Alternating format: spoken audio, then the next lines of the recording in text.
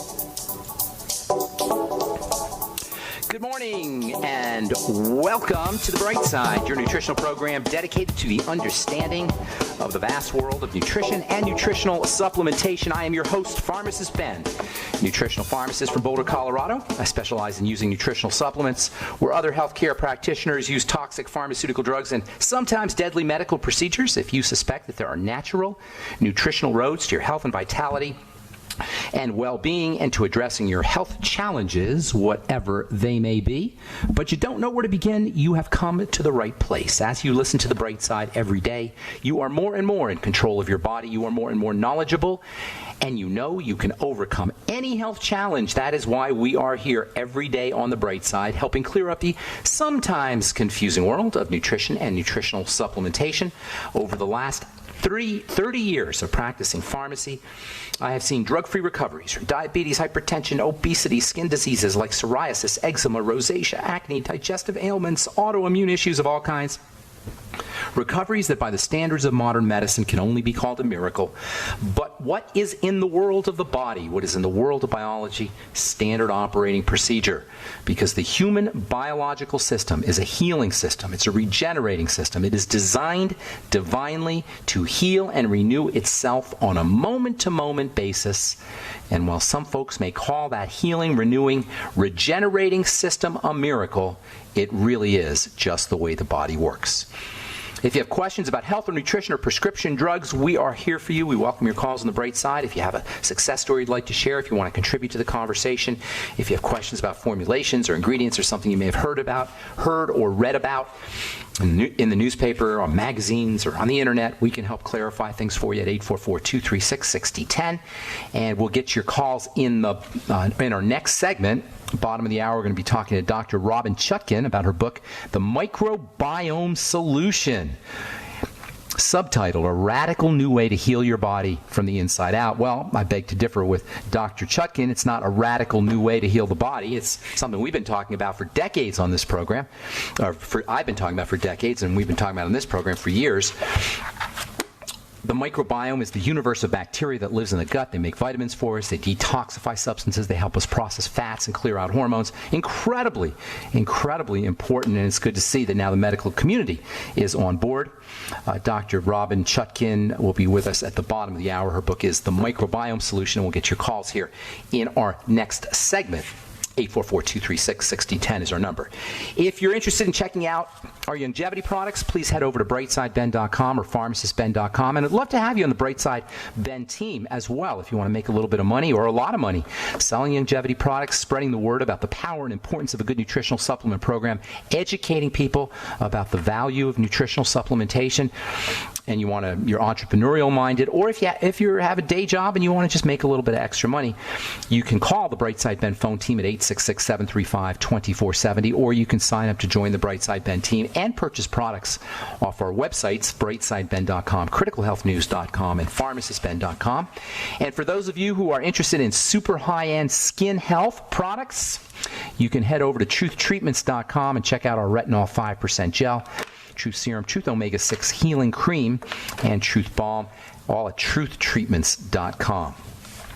All right, I want to continue talking about CLA, a very underappreciated fatty acid. CLA is related to omega-6 fatty acids. In fact, CLA is, it's basically the same thing as an omega-6 fatty acid. It's basically the same thing as an essential fatty acid, but has a slightly different electrical charge to it. It's slightly different electrical energy, and that makes it a non-essential fatty acid. The body can actually make CLA. We make CLA in our guts. The microbiome, as it turns out, the bacteria in our gut make conjugated linoleic acid. A slight twist, that slight electrical twist, gives CLA some interesting properties that regular linoleic or omega-6 fatty acid does not have, especially when it comes to inflammation, or more accurately, anti-inflammation. CLA is anti-inflammatory.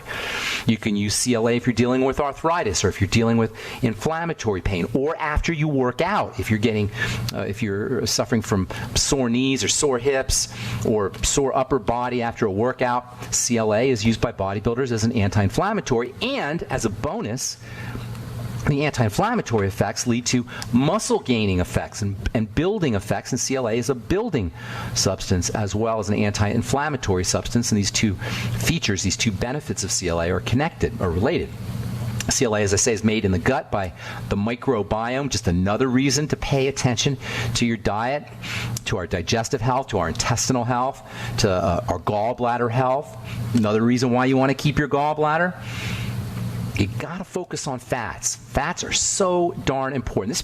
The relationship between the production of fats and keeping fats in balance and the microbiome, the gut bacteria, is, in my opinion, if not one of it is the most important of all health strategies when it comes to how we take care of ourselves in terms of inflammation and anti-inflammation. Remember, all health challenges, degenerative health challenges, chronic long-term degenerative health challenges, have an inflammatory component. Inflammation and anti-inflammation is kept in tight balance and tight check. We need some inflammation. Inflammation is a protective response. It's not a bad thing. We have this idea that inflammation is somehow the body going awry, the biochemistry getting messed up. Not necessarily. It's the balance of inflammation versus anti-inflammation that's important. Inflammation is a major way the body protects itself, and it's always going on. And this is one of the reasons why anti-inflammatory medications are so problematic. Whether they're something as supposedly benign and gentle as Motrin, which is not benign and gentle, or aspirin, which is not benign and gentle, I suppose relatively compared to the more potent drugs they give you, but the fact that they control or modify or artificially manipulate the inflammatory process is a problem because inflammation is important.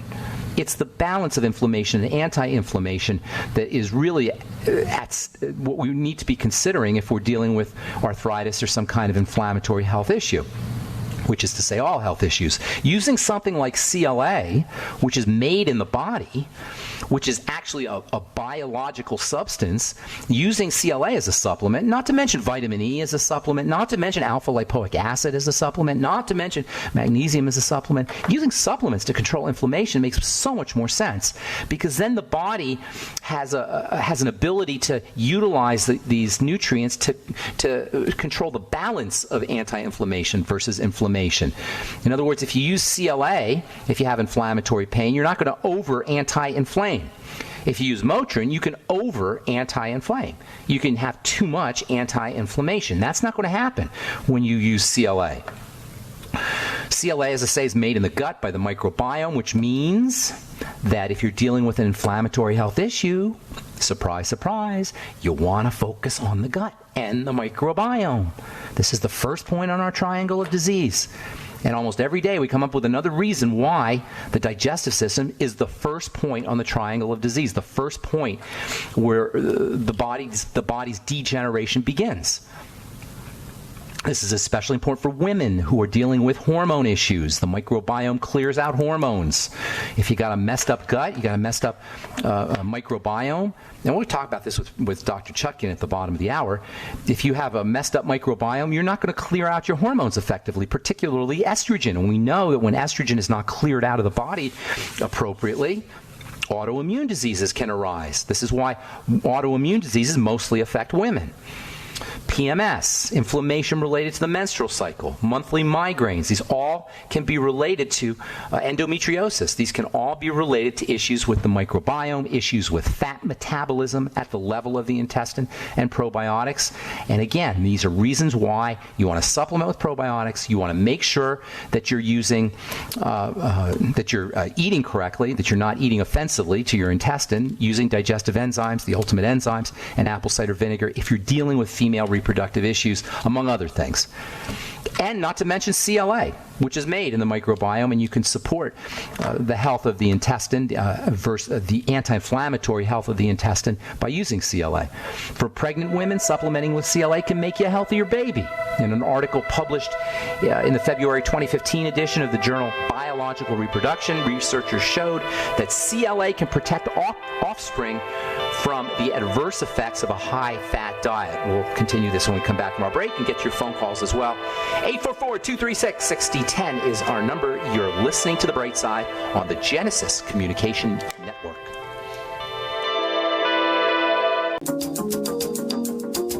All right, we're back on The Bright Side. I am Pharmacist Ben. 844-236-6010 is our number. We'll get your calls here. In this segment, we're going to talk to Dr. Robin Chutkin. Actually, we have an empty board here, so now's the time to get on board. If you haven't, if you've tried to call in the past and gotten a busy signal, now would be the time to call us. We're going to talk to Dr. Robin Chutkin at the bottom of the hour about her book, The Microbiome Solution, a radical new way to heal your body from the inside out. It features probiotic or microbiome-based strategies for dealing with digestive health issues, Crohn's disease, IBS, chronic fatigue syndrome, eczema. These are all things that we've talked about on this program for many years, and I've been talking about for many years in my presentations.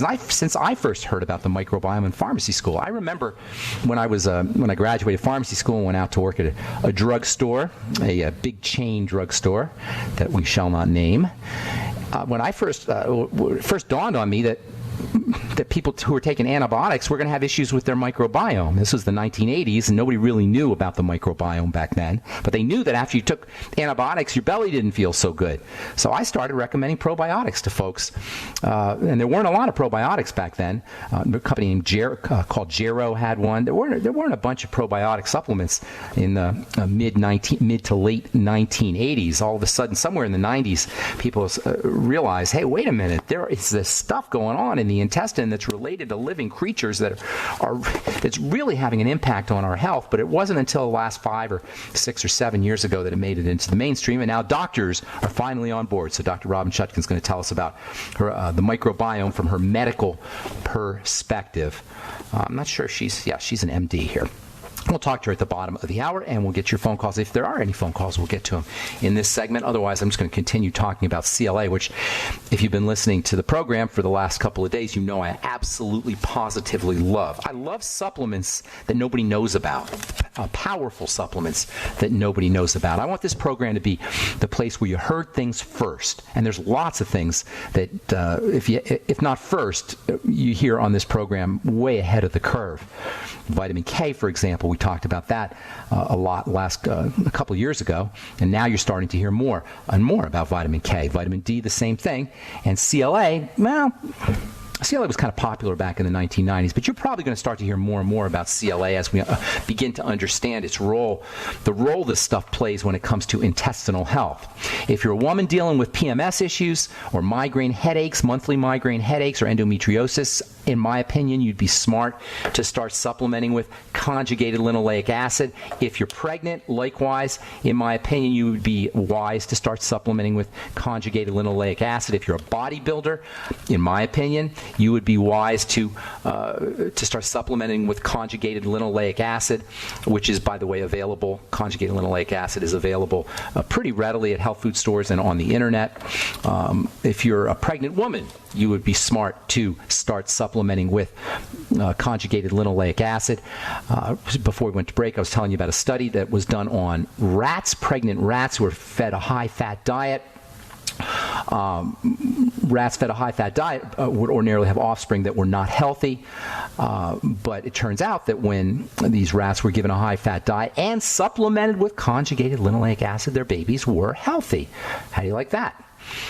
So scientists concluded in this paper, this was published in the journal Biological Reproduction in February 2015, scientists concluded that supplementation with CLA may represent a therapeutic strategy in the prevention of metabolic and reproductive dysfunction, unquote. Science talk for CLA supplementation by pregnant moms can make healthier babies. In addition to CLA's anti-inflammatory and protective effects, it is a growth promoter. This is why bodybuilders will use it. This is why you'll see it advertised in bodybuilding magazines and weightlifting magazines. If a bodybuilder is doing something, that's something that we should at least be thinking about. Not necessarily that bodybuilders know everything, but people who get paid for building their bodies tend to be more hip and more savvy to nutritional supplementation. You can learn a lot by reading bodybuilding magazines and weightlifting magazines if you're interested in nutrition. Certainly, it's not all accurate, and there's hyperbole everywhere, but you can still learn some stuff from these types of magazines, and you'll find things like creatine and arginine, which is an amino acid for building, and CLA. You'll find these substances, they're all important for building and repair, advertised in bodybuilding magazines. The growth-promoting effect of CLA is why it's found in dairy. Nature leverages the growth-promoting power of CLA for mammal babies and for human infants as well. And this is why milk, including human breast milk, is nature's most important source of CLA. And by the way, formulas typically do not have CLA. That is, infant formulas. And this is another reason why, if possible, moms want to breastfeed their babies. Sometimes it's not possible for whatever reason, but if it's possible, you want to breastfeed your baby. If you're using formulas, you may be getting the basics, but you're not going to be getting the trace compounds, the compounds like the CLA that are important for growth and for anti-inflammation. Say what you want about milk, and I'm not going to tell you that. I'm not going to sit here and tell you that milk is a health food, given all the processing that it goes through, the pasteurization and the homogenization, and not to mention the hormones and the antibiotics and the other chemicals that the cows are given. So I'm not necessarily a fan of milk, but the fact remains that milk is the ultimate growth and development food. And that is essentially its purpose, to grow and develop a mammal. And the fact that milk is nature's richest source of CLA, as well as saturated fats and also cholesterol, this is an important point that's missed by many supposed health experts, particularly the old school ones like, well, I don't want to mention his name. I'm not going to mention these guys' names anymore. I will mention his name. Dr. John McDougall. This guy wrote the book, The Starch Solution. All the old school doctors and old school nutritionists who tell us that we got to be on a low-fat diet miss the fact that fat is in nature's most perfect food. Nature's most perfect food is loaded with fat, loaded with saturated fat, loaded with cholesterol, and that's breast milk. This medical approach, this medical model approach to diet and nutrition, the old school medical model approach, it's changing somewhat, slowly but surely. It's changing because it's correct and because it works. The philosopher Schopenhauer said all new ideas are laughed at and ridiculed first, vehemently fought next, and finally accepted. So first they were laughed at. First these ideas of diet and nutrition were laughed at. Everybody thought it was really funny. We were health nuts if we supplemented. This was the 60s and 70s. I remember having friends who did supplement in the 60s and 70s, and I thought they were health nuts. Of course, I was 10 years old, and I was just listening to the meme. I had bought into the societal meme about supplementing, and I remember thinking these people were health nuts. The next stage in a revolution, a scientific revolution, is it's fought. And that's where we're at now. You have the mainstream fighting. However, we're now approaching the third stage where it's finally being accepted by the mainstream, this idea of supplementing, using nutrition, and staying away from antibiotics and staying away from drugs, and the medical model being a problem. The Starch Solution is a classic example of the old school, Dr. McDougall's books, filled with examples of bad science. If you want to listen to, a guy named Steve sent me, thank you Steve if you're listening, sent me a video on his TED Talk, which I encourage everyone to listen to if you want to see how apparently intelligent people can come up with ridiculous conclusions. All right, I'm Pharmacist Ben. You are listening to The Bright Side on the Genesis Communication Network. We're coming back with Dr. Robin Chutkin. We're going to talk about the microbiome. A radical new way to heal your body from the inside out. I'm Pharmacist Ben. All right, we're back on The Bright Side. I am Pharmacist Ben. Thank you for joining us. We're on the air Monday through Friday, 8 to 9 Pacific and 10 to 11 Central Time, 24/7 on our archive pages at brightsideben.com. Also, benfuchsarchives.com. You can also check out my blog at pharmacistben.com and criticalhealthnews.com. You can purchase longevity products off the websites, or you can check out our Truth Skin Health products, including our Truth Retinol 5% gel. You're not going to find that one anywhere, folks, except at our truthtreatments.com. I've been formulating skin health products, as most of you know, for 3 decades, and I know a thing or two about how the skin works. You can check out our products at truthtreatments.com, truthtreatments.com. All right. We are going to talk microbiome for for the next half hour with Dr. Robin Chutkin. Dr. Chutkin is a gastroenterologist. She's written a book called The Microbiome Solution, a radical new way to heal your body from the inside out. I am so excited to talk to a medical professional who understands the importance of the microbiome. Although, to be fair, more and more medical professionals are getting hip to how important the universe of bacteria that lives in our intestine is. The book is The Microbiome Solution. Dr. Robin Chutkin. Good morning, Dr. Robin. Good morning. Thanks for having me on, Ben. Thank you for coming on. It's awesome. I have to tell you that a fully fledged representative of the medical model, the mainstream medical model, is on board like you are with this book. I mean, it's a treasure shocking, trove. Isn't it? It's very, very shocking. When did GI folks? I'm not going to ask you when MDs started to understand probiotics because they haven't yet. But when did GI folks really get hip to its relevance? You know, they really haven't. They're still spending most of their time prescribing proton pump inhibitors and looking for colon cancer. So I have to tell you. Killing. It's a small club.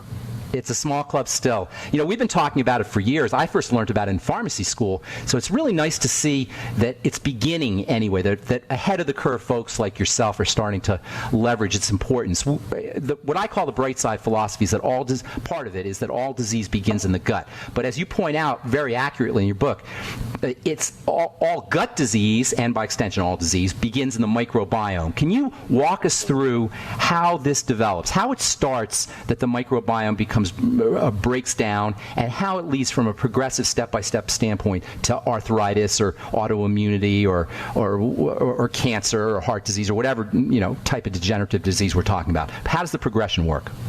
Absolutely. So I think you have a very sophisticated audience out there, but for those who may be a little bit unfamiliar with the microbiome, we're talking about all the microbes that live in and on the human body, about 100 trillion in all, more than 1 billion bacteria in one drop of fluid in your colon alone. And, wait. Hang on, Doc. 1 billion bacteria in a drop of intestinal fluid? That's right. That's unbelievable. It's a lot. It's a lot. In fact, if you scraped up all the microbes in the gut, it would weigh about 3 or 4 pounds, even though we can't see them. Wow. But I think to really understand the connection between the microbiome and modern disease, I want to tell you about the hygiene hypothesis, which I think a lot of people will be familiar with that term. So in the 1950s in England, they were seeing skyrocketing rates of hay fever and eczema, particularly in kids. And so David Strawn was a professor at the London School of Tropical Medicine and Hygiene, and he was tasked with doing this sort of 25-year-long study, an epidemiological study in thousands of kids to see if he could figure out why. And in the early 1980s, he published his findings, and there were 2 really surprising observations. The first was that these diseases were much less common in large households where there were a lot of siblings, where the kids were getting sneezed on and coughed on and, had frequent childhood illnesses. So that was in some way kind of immunizing them. And the second was that more affluent households, where they were, if you will, loftier standards of personal hygiene, had much higher rates of hay fever and eczema. So that the second thing was that, maybe it was not good to be too clean. And this formed the basis for the hygiene hypothesis, which was later added on to by the good friends or the old friends hypothesis, which also suggested that some of these more ancient diseases were important for training the immune system.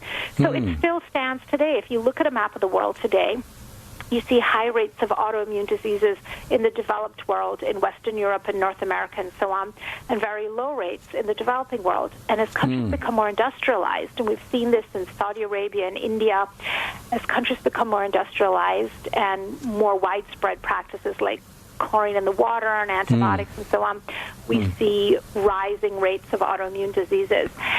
So this idea that there is a connection between exposure to germs in childhood and development of diseases is very real. And if you take the curve for the rise in most autoimmune diseases, things like Crohn's disease, MS, lupus, rheumatoid arthritis, etc., you can superimpose that curve on the use of antibiotics and some of these modern kind of super sanitary practices. So there is no question about the contribution. There was a meta-analysis, a large study of over 7,000 children in New York a couple years ago, and they found that the number one risk factor for developing Crohn's and ulcerative colitis was indeed use of antibiotics. So it's this interplay between genetic susceptibility and environmental triggers, like wiping out our microbes, that creates a perfect storm for disease to develop. Now, the hygiene hypothesis was about germs on the outside, bacteria. And by the way, for the listeners, germs are bacteria. They're synonymous terms. So Yes. germs. So when you talk about germs in the hygiene hypothesis, you're talking about bacteria on the outside, exposure to these bacteria triggering our immune system to form protective chemicals, so to speak. Correct. Yes. So then there was a leap that was made from the importance of bacteria on the outside to bacteria on the inside, right? Well, because we really couldn't measure them very easily before. I mean, the older techniques for looking at the microbiome involved kind of sitting around for weeks on end while things grew in a Petri dish. Now, with next-generation DNA sequencing, we can take a tiny sample of stool and we can pull the DNA out and know exactly what's growing in that sample. And so that's really allowed us to make some direct correlations with things like diversity.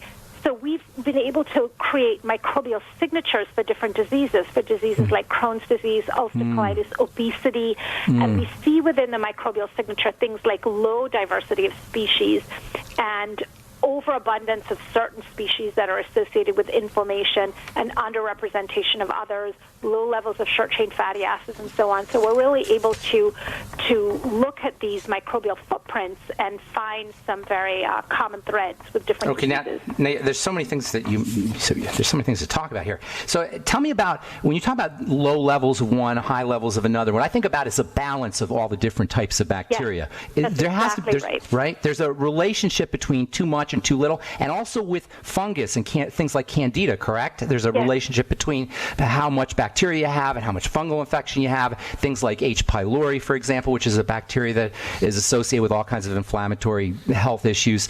That is balanced out by these bacteria. Is that correct? Absolutely. It's all about balance. And even some of the commensal, the sort of helpful bacteria, if overrepresented and if they're allowed to grow unchecked, can become problematic. Commensal meaning food bacteria, right? Yes. And so if you look at something like yeast, people think of yeast as being bad, but a certain low level of yeast in the body are essential for digestion. But it's when the yeast grow out of control. And a common example of that is, especially in women, when we take antibiotics and we get a yeast infection vaginally, that's overgrowth of yeast in our body. It's not that we've caught the yeast from a toilet seat or something. The yeast are there in our bodies, present in low levels. But when this sort of, peacekeeper bacteria get killed off with an antibiotic, it then allows the yeast to grow out of control. So for yeast infections, you would consider working on the microbiome, I assume. For people, not vaginal, for systemic candida, people who have the candida problem, you'd recommend working on the microbiome. Oh, absolutely. And Doc, we're just at it. We got to take a break. We got a hard break here, but we'll be back here in just a sec. We're talking to Dr. Robin Chutkin. The Microbiome Solution is the book. I'm Pharmacist Ben. You're listening to The Bright Side. We'll be back after this. All right, we're back on The Bright Side. I am Pharmacist Ben. Thank you for joining us. We're on the air Monday through Friday, 8 to 9 Pacific and 10 to 11 Central Time, 24/7 on our archive pages at brightsideben.com. Also, benfuchsarchives.com. You can also check out my blog at pharmacistben.com and criticalhealthnews.com. You can purchase longevity products off the websites, or you can check out our Truth Skin Health products, including our Truth Retinol 5% gel. You're not going to find that one anywhere, folks, except at our truthtreatments.com. I've been formulating skin health products, as most of you know, for 3 decades, and I know a thing or two about how the skin works. You can check out our products at truthtreatments.com, truthtreatments.com. All right. We are going to talk microbiome for the next half hour with Dr. Robin Chutkin. Dr. Chutkin is a gastroenterologist. She's written a book called The Microbiome Solution, a radical new way to heal your body from the inside out. I am so excited to talk to a medical professional who understands the importance of the microbiome. Although, to be fair, more and more medical professionals are getting hip to how important the universe of bacteria that lives in our intestine is. The book is The Microbiome Solution. Dr. Robin Chutkin. Good morning, Dr. Robin. Good morning. Thanks for having me on, Ben. Thank you for coming on. It's awesome. I have to tell you that a fully fledged representative of the medical model, the mainstream medical model, is on board like you are with this book. I mean, it's a treasure trove. Isn't it? It's very, very shocking. When did GI folks? I'm not going to ask you when MDs started to understand probiotics, because they haven't yet. But when did GI folks really get hip to its relevance? They really haven't. They're still spending most of their time prescribing proton pump inhibitors and looking for colon cancer. So I have to tell you, killing. it's a small club. It's a small club still. We've been talking about it for years. I first learned about it in pharmacy school, so it's really nice to see that it's beginning anyway, that ahead of the curve folks like yourself are starting to leverage its importance. What I call the bright side philosophy is that part of it is that all disease begins in the gut. But as you point out very accurately in your book, it's all gut disease, and by extension all disease, begins in the microbiome. Can you walk us through how this develops, how it starts that the microbiome breaks down, and how it leads from a progressive step-by-step standpoint to arthritis or autoimmunity or cancer or heart disease or whatever type of degenerative disease we're talking about? How does the progression work? Absolutely. So I think you have a very sophisticated audience out there, but for those who may be a little bit unfamiliar, the microbiome, we're talking about all the microbes that live in and on the human body, about 100 trillion in all, more than 1 billion bacteria in one drop of fluid in your colon alone. And, wait. Hang on, Doc. 1 billion bacteria in a drop of intestinal fluid? That's right. That's unbelievable. It's a lot. It's a lot. In fact, if you scraped up all the microbes in the gut, it would weigh about 3 or 4 pounds, even though we can't see them. Wow. But I think to really understand the connection between the microbiome and modern disease, I want to tell you about the hygiene hypothesis, which I think a lot of people will be familiar with that term. So in the 1950s in England, they were seeing skyrocketing rates of hay fever and eczema, particularly in kids. And so David Strawn was a professor at the London School of Tropical Medicine and Hygiene, and he was tasked with doing this sort of 25-year-long study, an epidemiological study in thousands of kids to see if he could figure out why. And in the early 1980s, he published his findings, and there were 2 really surprising observations.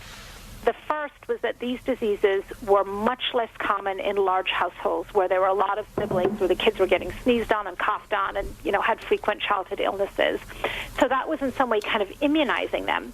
And the second was that more affluent households, where they were, if you will, loftier standards of personal hygiene, had much higher rates of hay fever and eczema. So that the second thing was that, maybe it was not good to be too clean.